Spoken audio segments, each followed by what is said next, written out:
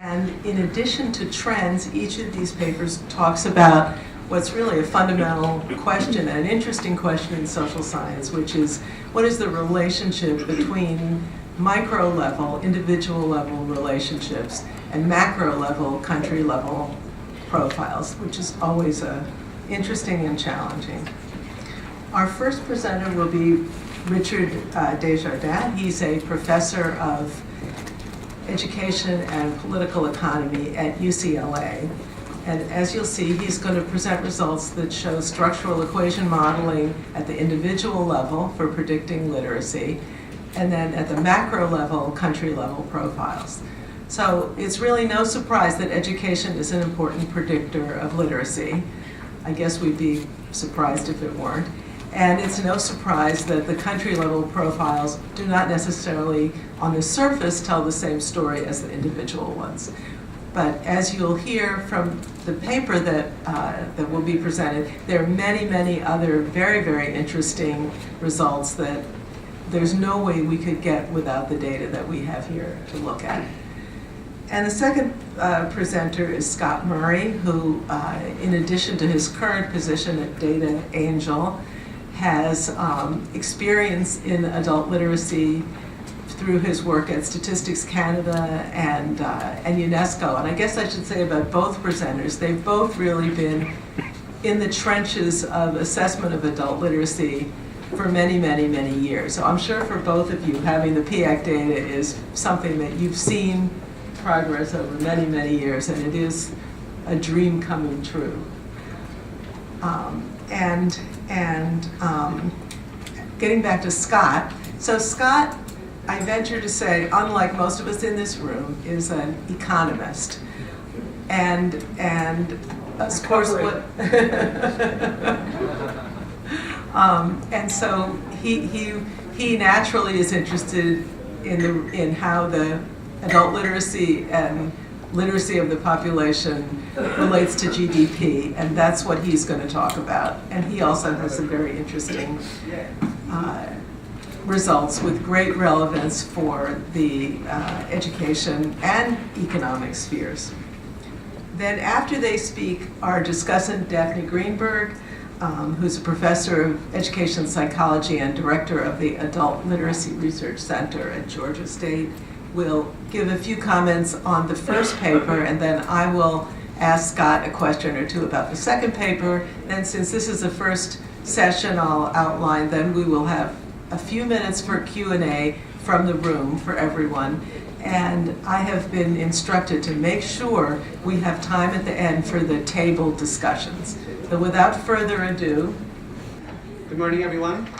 Thank you very much for that really nice introduction, Laura. So I'm going to present to you some results of an analysis of the determinants of literacy proficiency that I've done on the basis of the IELTS and PIAAC data. The title, the word revisiting is in the title here, and that indicates that I'm revisiting this. I did a paper it's quite a while now, about 17, 18 years ago, on the determinants of literacy proficiency. It was actually part of my PhD dissertation.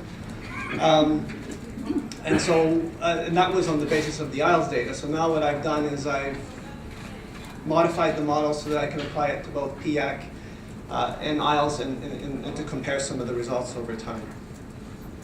So one of the aims of the analysis is to exploit comparable measures of literacy proficiency made available by PIAAC and IELTS. A second aim is to review evidence, particularly since the last paper and analysis I had done on this, and then to discuss on the basis of theoretical reasoning, and here I'm deploying a structure agency perspective in order to discuss how different socio-demographic and practice-oriented factors can be implicated in the literacy proficiency at an individual level from a life cycle perspective. So I've done a literature review here, which I've included in the paper.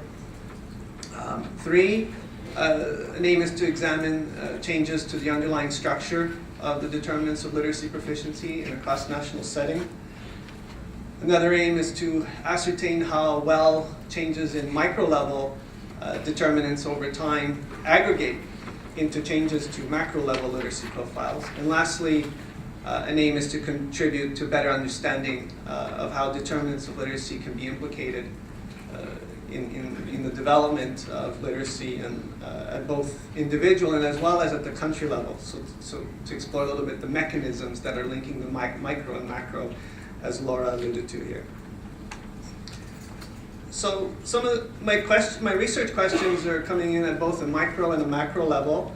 And so here at individual level, my interest is to examine which factors influence literacy proficiency, and then to what extent. And then in this sense, to try and establish kind of a relative rank order of the most important factors, and then to see how their importance have been changing over time. And then at the macro level, well, I'm interested in looking at the changes in the national literacy profile over time, and then relating this to country-level changes in the individual factors that influence literacy proficiency, but at an aggregate level.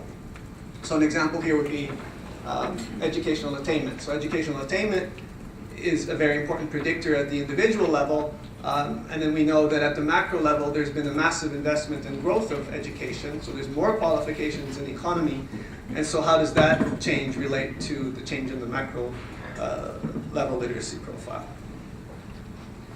So in terms of methods, well here there's two different scales relating to literacy proficiency included on the IELTS and PIAAC microdata files. One being kind of a more discrete proficiency scale ranging from level 1 to level 5. And here I deploy a logistic regression model, which is more appropriate for dealing with discrete variables. And here the interest is to look at how the different factors are relating to the probability of scoring at level 2 or below, or alternatively at level 3 or higher. And so in that way, making use of this scale, and then using the different scale, which ranges from 0 to 500 points, the continuous scale, I deploy an alternative method, so a linear regression model. And here the interest is to examine to the extent to which different factors are either increasing or associated with increases or decreases to literacy proficiency on this scale ranging from 0 to 500. And it turns out that using the different variables and the different methods leads to slightly different results in terms of the most significant factors. These are mostly nuances and that are important for analysts to be aware of and to think about what's fit for purpose, what is the focal point. For example, it turns out that when looking at immigration as a factor, it comes out more strongly on the 0 to 500 point scale rather than on the level scale. And so there's some nuances here that I discuss in the paper, but it's mostly for analysts just to be aware of. The more interesting part is I deploy a structural equation model, which here, this is useful for capturing indirect and total effects associated with different factors. And this is important because what happens is that we tend to ignore the indirect effects associated with factors when we're focusing only on the linear regression or logistic regression, which are only amplifying the direct effects. And here my main interest is to look at the indirect and total effects associated with socioeconomic status, or parents' education is actually the proxy or the indicator that can be used in PIAAC to approximate socioeconomic status. So that's. And then at the macro level, well, I'm pretty much limited here to very simple correlation analysis because I only have 13 countries in the analysis. That's pretty much the countries that participate in both PIAAC and IELTS. There's a few more countries. Here are the ones I included. There's a few more that participated in both, but it's very difficult to get access to data for Australia or Canada, for example. There's many barriers, legal issues, and so on. So those have been excluded from the analysis. And micro level, and changes to national literacy profiles. So here's a depiction of the multivariate models focusing on direct effects only. So that's the linear and the logistic regression models. It's useful because it shows the factors I've included. So you have the usual suspects here in terms of socio-demographic factors, gender, age, immigrant status, parents' education, which is the proxy for socioeconomic status, earnings, and then I have a few but very important practice-oriented factors like education, occupation, and the extent of literacy practice at work. I use the same factors in a structural model, which I define on the basis of theoretical reasoning and previous research. And then I deploy a path analysis method to estimate it. And as I mentioned, the idea is to move beyond just the direct effects and to try and capture some of the indirect and total effects associated with the different factors. And then in particular, I'm interested in the effects of parents' education, both indirect and direct. So findings, well, there are many findings. I'll just list the most important ones that correspond to the questions I've listed here. One is that education is the most important, and as expected, for a micro-level predictor over time and across models for most countries, but not all. So in some of the countries, in fact, immigration status can be more important, and that's particularly in countries with many recent immigrants, like Sweden and Norway, for example. And then on the models focusing on direct effects only, parents' education and the type of occupation tend to be the next most important factors. But interestingly, when indirect effects of parents' education are taken into account using a structural model, parents' education, in fact, becomes the most important predictor in the UK and the US. And interestingly, this has increased over time for the US. So at the macro level, a few findings that stand out. One is notable is that a few countries have significantly worse literacy profiles over time, and that includes Norway, Sweden, and the US. And importantly here, the worsening is more so than otherwise would be expected from increases to the proportion of foreign-speaking adults in the population. And it is also despite the fact that there's substantial increases to the proportion of higher level qualifications among individuals, as well as their parents. And there's also substantial increases to those who undertake adult education and training on an annual basis, from IELTS to PIAAC. And there's also a substantial increase in the amount of high-skilled jobs in the economy, for example, in the US. So that's a kind of a puzzle that this is happening. There's a breakdown of the micro to the macro here. And also another puzzle is that despite growing number of adults with higher qualifications and in higher skilled jobs, we see a drop in the proportion of adults who report engaging in at least 2 types of reading at work per week in most countries, including the US. So what are some of the implications of this analysis? Well, probably the most important implication is that micro-level relationships and results do not aggregate well into macro-level results. And, well, what I mean here is that while educational attainment, for example, is a very important predictor at the individual level, the growth of qualifications has not led to an improvement in national literacy profile. So that's important to be aware of, because often the situation is that we assume what holds at the individual level in terms of predictors holds at the macro level also. So in other words, we tend to assume positive sum mechanisms, where, for example, people who get more education, we tend to assume that everyone will stand to benefit from having more education, but that's not necessarily so. So it might be that some are gaining at the expense of others, and in that sense there's positional competition for for gaining the benefits that the added education gets, but not everyone gets those. And so in other words, there's some evidence here that is suggesting that there are zero-sum effects that are happening as well.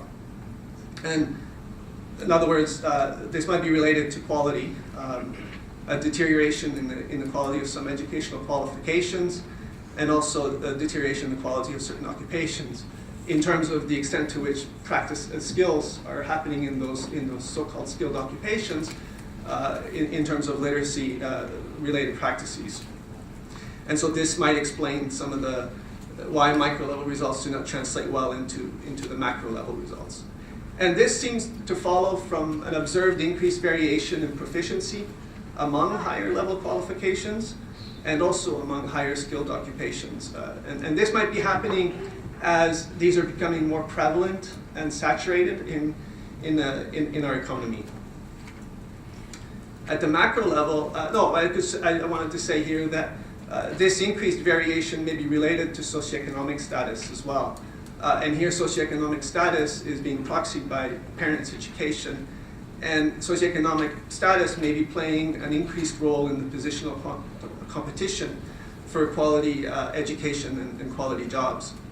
So in the US, for example, an observed increased predictive capacity that I found in the analysis of the parents' education is an indication that as educational systems are expanding, sorting or stratification by socioeconomic status is getting stronger. So this last slide. A similar phenomenon might be happening in relation to skilled occupations, but a few other things might be happening here in terms of occupations, because the real puzzle I mentioned is that while the proportion of high-skilled jobs is increasing, the proportion of adults who report engaging in at least 2 types of reading per week is decreasing. This might be technology related. So for example, it could be that there are de-skilling processes happening where in so-called high-skilled occupations that in fact there is less literacy practice happening. And that's what the data is saying, but I'm not sure that that's true.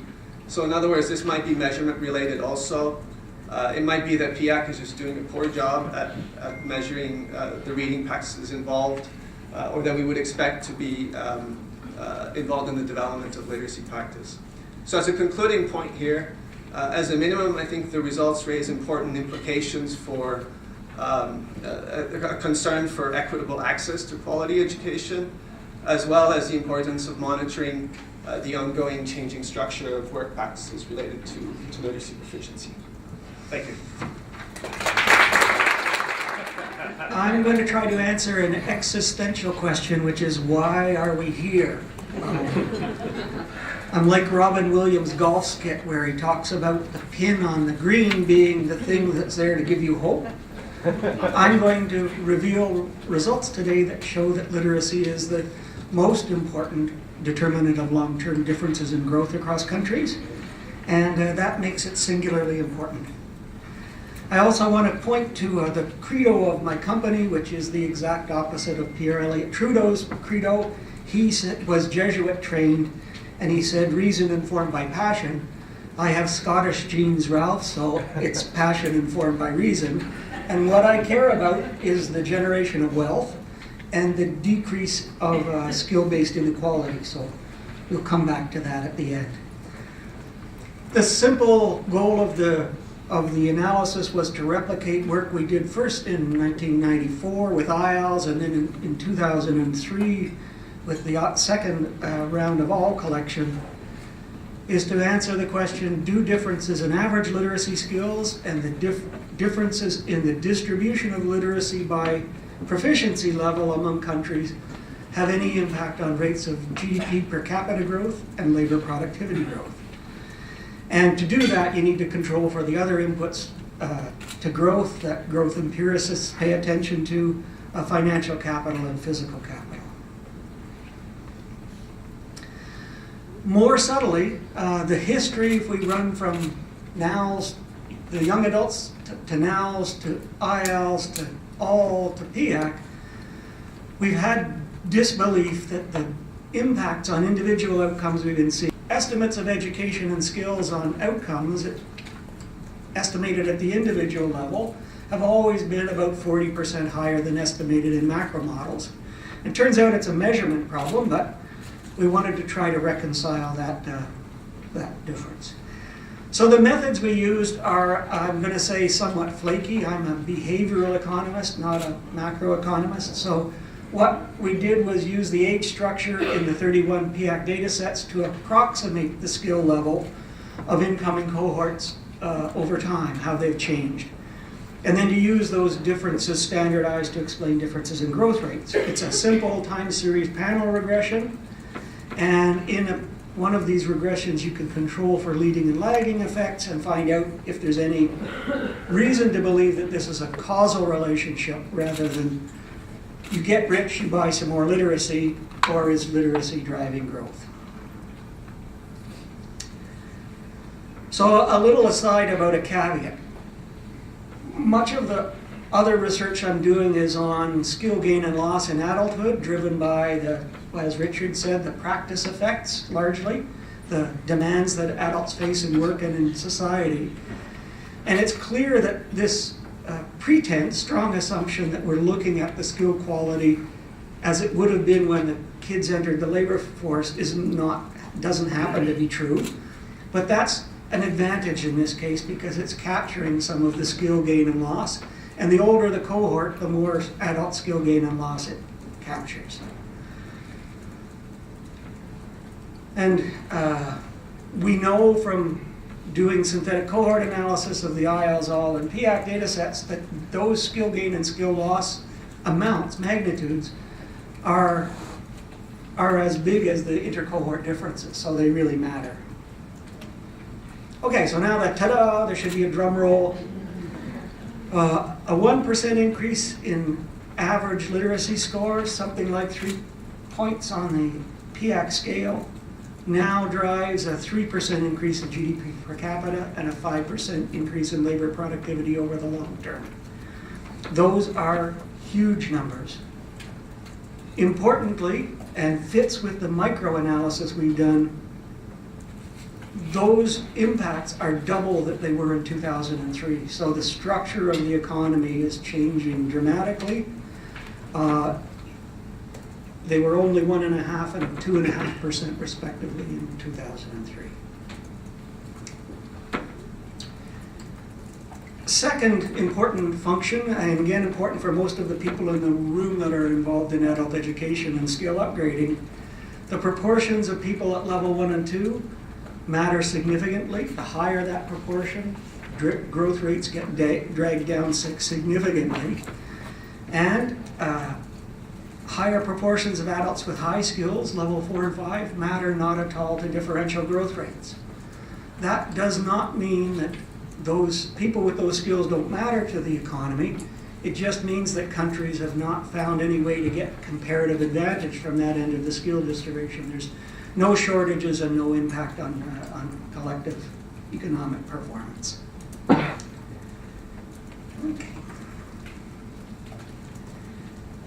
And finally, we have reason to believe that these relationships are causal, that literacy skill is a powerful driver of productivity growth.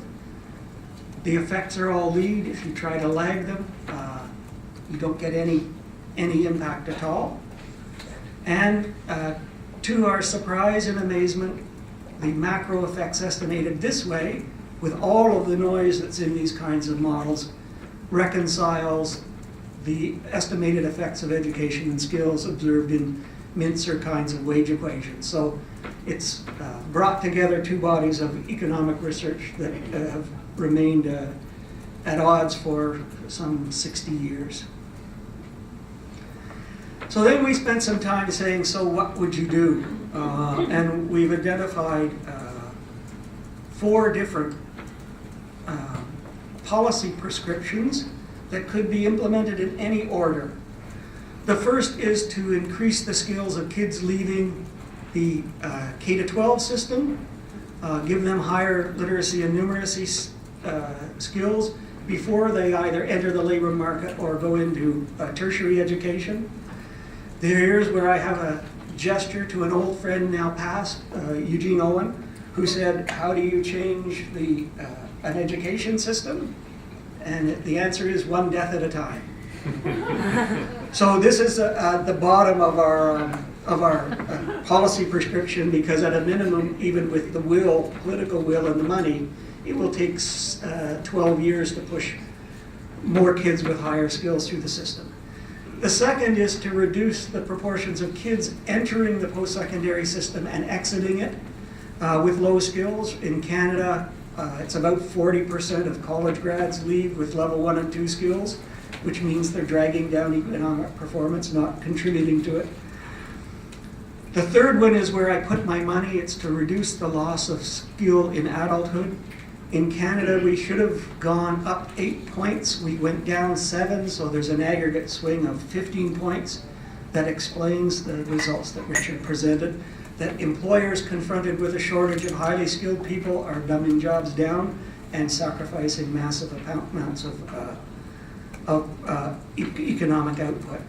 And then finally, something related to building a wall, ensure that immigrants have the literacy skills needed to contribute fully. And if any combination of those measures would help to attenuate skill loss increase the supply of these economically meaningful skills and make the world a better place. So in closing, a few things about what we'd like to do. We have my colleagues who actually did the heavy lifting are in Germany, Simon Wiederholt and Guido Schwert, and Schwert, and they are running the analysis for Canadian provinces and territories as we speak, so we can see, as we did in 2003, if these relationships explain subnational growth trajectories.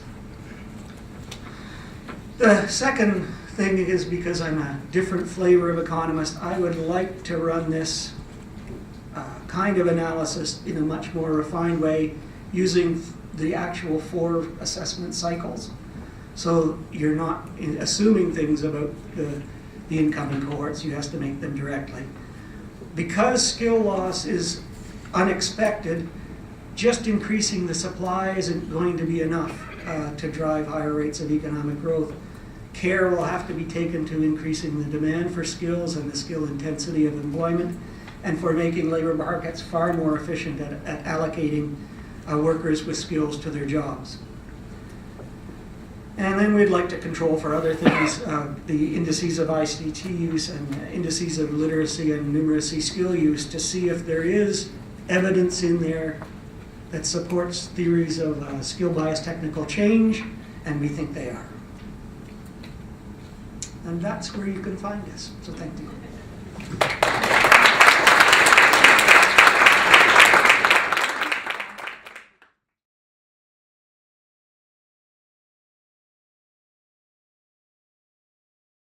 So I feel like Richard did a really great job of highlighting the main points of his study. So in my 6 minutes, what I would like to do is to share with you some takeaways that I got from reading his paper, which I assume many of you won't have necessarily a chance to read. And I really enjoyed, by the way, your paper. Thought you have a lot of interesting points in it. One of the things that Richard and Gina did, was that they looked at adults from the ages of 26 to 65, even though the IELTS and the PIAAC looked at included people from 16 through 24. And, I'm sorry, 16 to 25, even though and they looked at 26 to 65. And they made the point that the reason why they didn't include the young adults is because it's at those ages that we're still experiencing cognitive growth, and we are in educational settings, which we know are going to have implications for literacy proficiency, or at least we hope so. And it made me really, it hit home once again that all of us in adult education, whether we are policymakers, researchers, practitioners, we look at our adults as one big group, typically. We look at the 16-year-olds the same way we look at the 65-year-olds, and we really shouldn't. A young adult at the age of 18, for example, is obviously very different physically, emotionally, cognitively than the 50-year-old. And we don't really pay much attention to that. And his study made me think about that a lot more, that we really need to be thinking about it. And I also look forward to seeing more studies focusing on the 16 to 25-year-olds, because I don't think we have really acknowledged and respected what possible differences there may be for that group. Another thing that I really liked about the study that Richard and Gina did was they really, in their paper, go into great detail about how different markers have really complicated aspects to them. Typically in research studies, we take variables and we just assume they mean one thing and we go on with our analyses. But they point out the complexities, and I'm just going to give you 2 examples, but they talk about it for all of their different variables. So socio-demographic factors can be a marker for people in terms of whether they have access to something, but it also, as they points out the kind of choices people may make based on their socio-demographic factors. So for example, let's look at, access to computers or the newest technological gadget. So if you are poor, let's say, you may not have the most recent technological gadget because you do not have access to it. However, if you are an older individual, you may not have access to it either, but the reason why you don't have access to it may be, if you're not poor, because you have made the choice not to have access to it. And that was really an aha moment for me, because, and as they point out in their paper, it's very hard to disentangle access and choice, but we really need to try and realize that there may be an interaction going on, and not to assume that we understand what it means by socio-demographic factor and, let's say, computer use or something like that. The other thing that they talked about was literacy proficiency. And they really make a good point of showing that literacy is, we can't think of it as a construct that just is what it is. It has, it both talks about access and it also talks about behaviors and choices. So for example, if you're an 18-year-old and you can read at the high school level, that will impact your decision to possibly go to college and have access to go to college. Going to college, though, also impacts the amount of practice and ability for you to maintain and increase your literacy abilities. And so it's not a stagnant construct. You have literacy, but it also has implications for what you can do in the future and if you choose to do it and so forth, and what happens if you do it. I have about a minute left, so I want to just switch gears to highlight something near and dear to my heart that Richard actually did point out, and that is parental education. So it turns out that parental education is important, as a lot of us in the adult literacy field know. And in fact, the predictive capacity of parental education has now increased in the United States in the last 20 years since the initial aisles to this PIAAC. I think that we in adult literacy should be out on the mountaintops screaming this, because it really points to the importance of adult literacy. But there's one caveat. So now, as a result of Richard's study in the PIAAC, we know that parental education is important. But we don't really know what about the literacy skills. We can't necessarily change. Once an adult is an adult, it might be difficult to get a person to move up in terms of educational levels, but we know that we can move their literacy levels, and those two aren't necessarily the same. But in order to do that, we do need another kind of study. We need a lot of money from the federal government to be poured into this, and so that we can replicate the kind of study that Richard did with all the advanced modeling and show, and you can see why this is going to cost a lot of money, that from the time a baby is born in a family unit, we test the parents over time, and we test that baby who's eventually going to be an adult, and we test that baby over time as they become an adult. Think about the power of that kind of study, and I will end on that note. Thank you.